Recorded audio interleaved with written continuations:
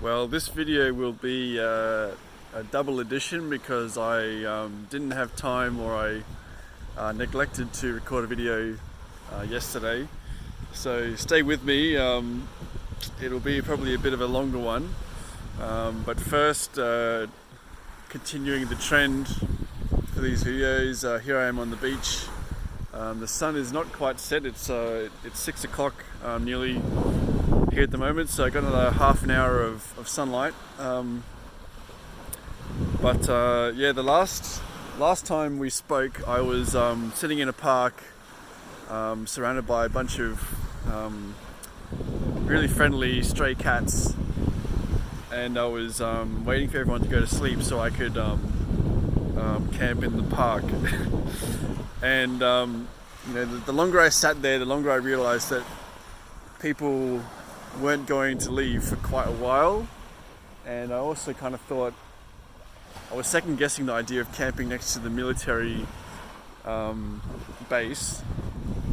So I thought I should go and find somewhere better to sleep tonight. So I rode around for a while after that and found another park which was a bit more out of the city, I guess, and there wasn't anyone there.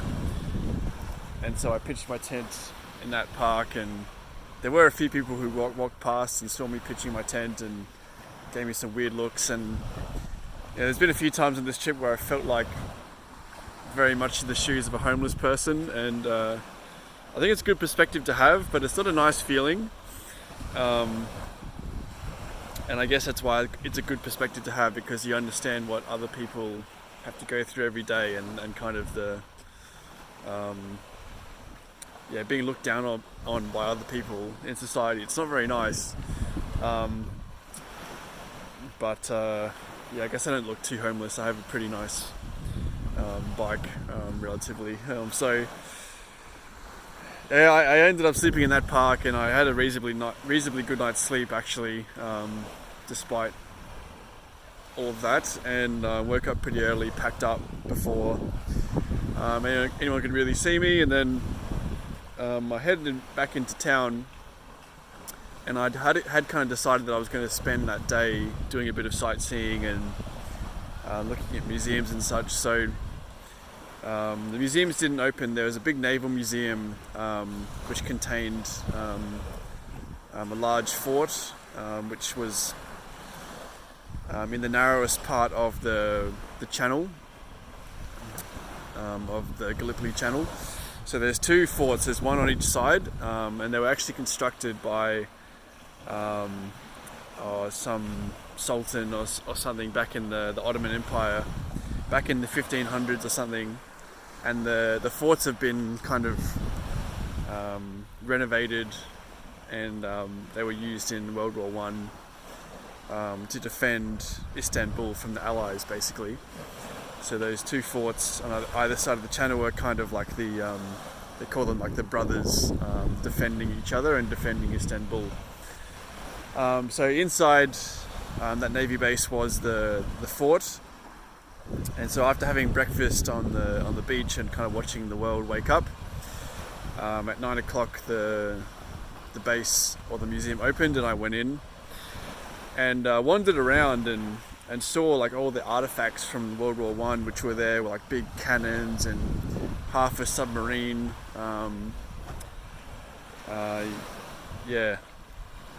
Mainly lots of cannons, lots of mines as well, actually. Lots of mines, which were quite crucial for the Turks to defend that passage, because basically it meant the Allies couldn't get their ships in. They kept hitting mines, and so that was talked about quite a lot. There was heaps of mines on display as well. And then I went into the fort, and there was lots more information on basically the Turks, and it was very I wanted to go there mainly because I wanted to see the Turkish perspective of the war, because in Australia the Anzac kind of pride, or the Anzac culture, or whatever you want to call it, like Anzac is a very big part of white Australian identity. the hardships that we went through, and how we like persevered and showed like camaraderie and all this stuff in the face of huge odds. And like going through the museum and seeing all the artifacts on display, and hearing and seeing the conditions that the Turks went through as well, it was actually very similar. And it was very eye-opening to see the other side of the fence, I guess, or the other side of the trench, I guess you could say, and how similar it was, and how the Turks are just defending their land, the best that they could, and they showed enormous courage as well in that experience and through that ordeal. And just as the Australians and the Kiwis and the French and the British and the Newfoundlanders and the Labradorians and all the other Cypressians and all the other people that came and were part of that battle, which was absolutely pointless. It was a stalemate from the very first or second day almost, and basically no ground was gained, and hundreds of thousands of people were killed. And for what purpose, I'm still not really sure. It certainly didn't achieve anything. So the museum was very eye-opening, and I'm very, very glad that I went there. And I guess I walked around that museum for a couple of hours, and it really incited this desire in me to explore more of what had happened in World War I in this area, as it is so important to Australians. And so I decided at the last second that yes, I would catch the ferry over to the Gallipoli Peninsula, but I would ride all around the coast and go to all of the crucial places where the large battles had occurred, and where the memorial sites were, and where the cemeteries were, the largest ones anyway.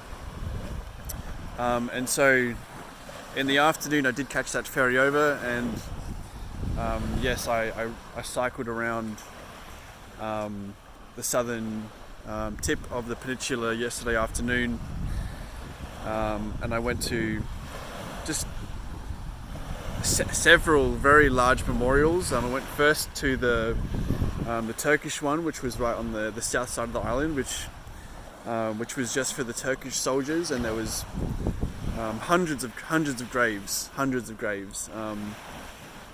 with a big statue of the man Ataturk, who was a commander. He was a commander in the Turkish military at that time, and has become a figure of the Turkish Republic, almost mythological in status here in Turkey. So there was a big statue of him, and a big structure, monolith almost, watching over all the dozens or hundreds of fallen soldiers, which is again very similar to what we do in Australia. It's no different. We're all people, and everyone suffers and dies, and we mourn them in similar ways. I was the only Australian and white person at that place. It was all Turkish people there, so I felt a bit out of place, but I also felt it was important for me to go there and see how the Turks have remembered their dead as well. And then I cycled. I had a goal to get to Anzac Cove, and I wanted to camp there that night. So that was at kind of the far northwestern part of the peninsula. So I'm not sure exactly how far I rode, but it was probably close to 100 kilometers as I rode back in and out. There was just, I think there's over 20 or 30 cemeteries on the peninsula. The whole peninsula has been more or less designated like a historical site. So there's no real large buildings or anything. A lot of it is just desolate hills and scrub with some small villages placed in between. And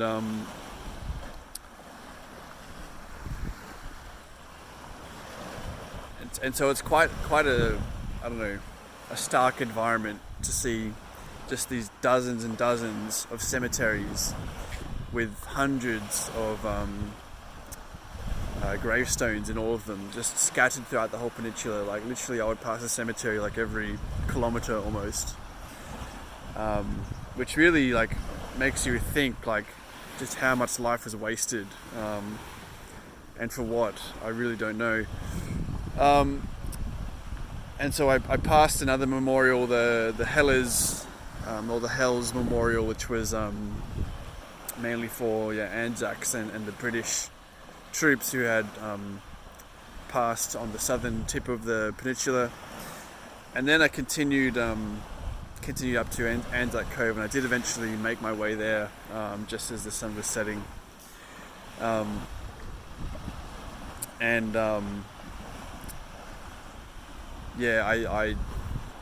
was able to camp right on the beach with the waves crashing maybe maybe like 3 meters from my tent, and I saw the sunset, and I was able to just kind of be at peace with the fallen soldiers there, which was really quite a special moment. I felt really good that I could be there and just have like a moment of solace, I guess, with them, and try and remember what they had given up for myself and other Australians to have our freedom, I suppose. Although again, I'm not really sure that they were really defending our freedom in this case, but just to be grateful for what they did, the suffering that they went through. And so I woke up for sunrise this morning, and I caught the sunrise, and I had a few moments where I walked around the whole cemetery, and I basically read every name and every gravestone and tried to internalize what each of them had done. And the youngest was 17 in that cemetery, but I was later told that the youngest was 14, who had lied about their age to go to war. And so I had a few moments of peace where I was walking around the cemetery, and then shortly after that another guy arrived, and he walked around as well. And as he was leaving, we actually had a bit of a chat, and he was from Sydney actually, but he was living here in Turkey, so he's spending a few days around Gallipoli, exploring the area.